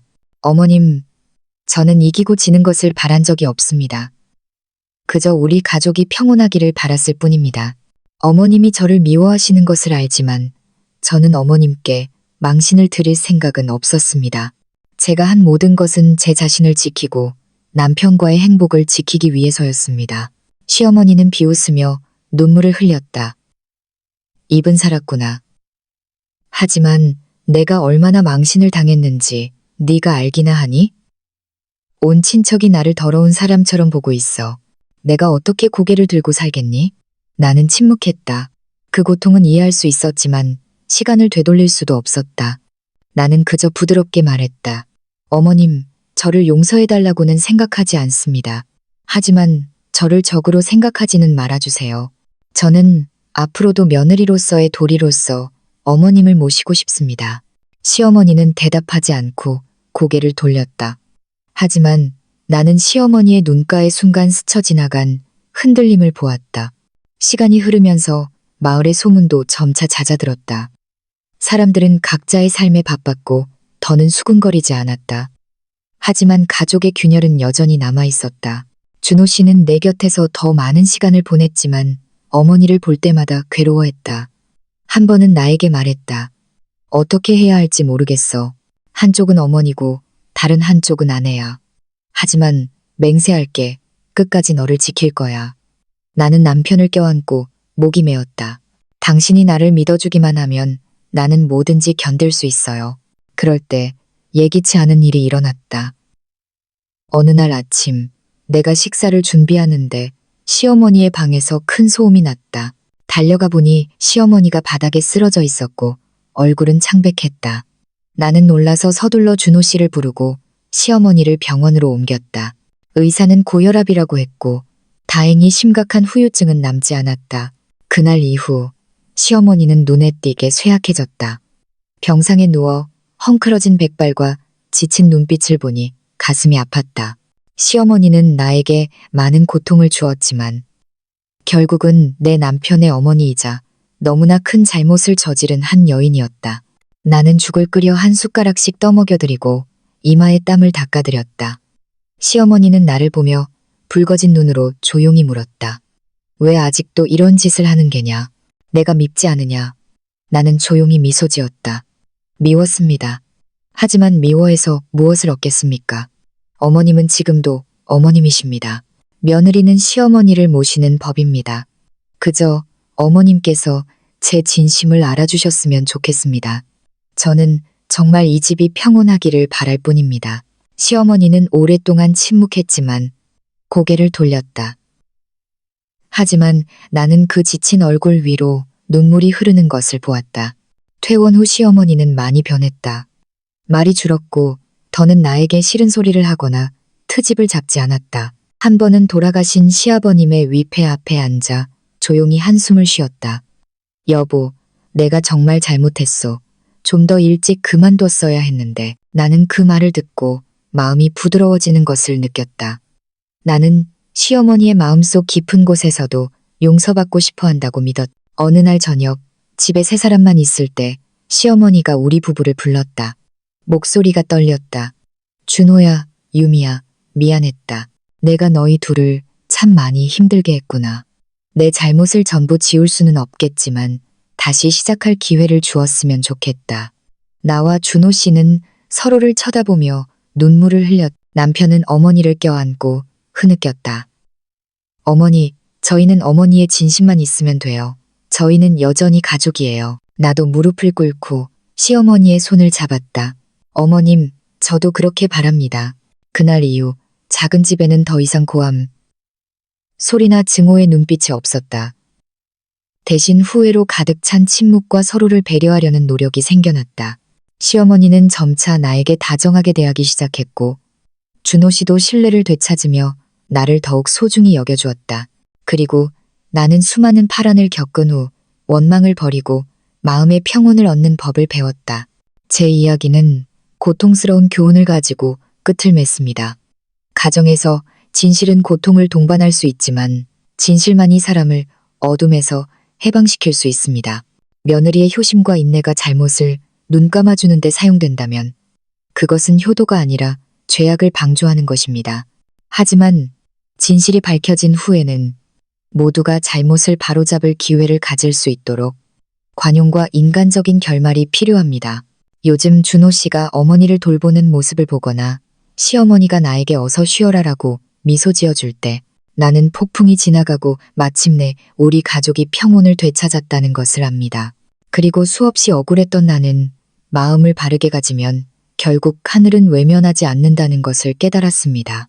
세상의 모든 여성이 시집가서 사랑과 존중, 그리고 평온한 가정을 꿈꿉니다. 하지만 현실은 때로 완벽하지 않습니다. 시어머니에게 미움받아 친정으로 쫓겨나던 날들부터 집안의 끔찍한 진실을 엿듣고 억압과 중상모략 속에서 살아야 했던 제 이야기는 저에게 치유하기 힘든 상처를 남겼습니다. 하지만 그 고통이 저에게 귀중한 교훈을 주었습니다. 진실이 아무리 고통스러워도 반드시 이야기되어야 한다는 것입니다. 진실과 마주할 용기가 있을 때 비로소 인간은 어둠에서 벗어나 자신을 위한 정의와 가정을 위한 평온을 찾을 수 있습니다. 며느리로서 저는 인내가 유일한 해결책이라고 생각했지만 인내가 한계를 넘어서면 맹목적인 복종이 됩니다. 우리는 무엇이 효도이고 무엇이 나약함인지 분명히 구별해야 합니다. 효도란 시부모님을 사랑하고 돌보는 것이지만 잘못 앞에서 침묵하거나 억압당하는 것을 의미하지는 않습니다. 막다른 골목에 몰렸을 때 여성은 자신의 존엄성을 지켜야만 합니다. 그것이 행복하게 살기 위한 근원이기 때문입니다. 저는 또한 용서와 관용이 어떤 원한보다 더 큰 치유의 힘을 가지고 있다는 것을 깨달았습니다. 시어머니가 쇠약해졌을 때 저는 도리로서 시어머니를 돌보기로 선택했습니다. 제 마음이 평온해지고 가족이 진정으로 화해할 기회를 얻기 위해 원한을 버렸습니다. 결국 관용은 시어머니의 마음을 바꾸었고 우리 부부의 신뢰를 되찾게 했으며 우리 가족을 의심의 늪에서 구해냈습니다. 이것이 제가 여러분께 전하고 싶은 가장 깊은 인간적인 가치입니다. 이 이야기를 통해 제 이야기를 듣고 계시는 모든 부모님, 그리고 젊은 친구들이 결혼과 가정생활에 대한 교훈을 얻으시기를 바랍니다. 진실과 신뢰는 가장 중요한 두 가지 요소입니다. 억압당할 때는 용감하게 자신을 지키십시오. 하지만 상대방이 진심으로 뉘우쳤을 때는 용서하는 마음을 여는 것도 잊지 마십시오. 그렇게 해야만 인생은 평온과 행복을 찾을 수 있습니다.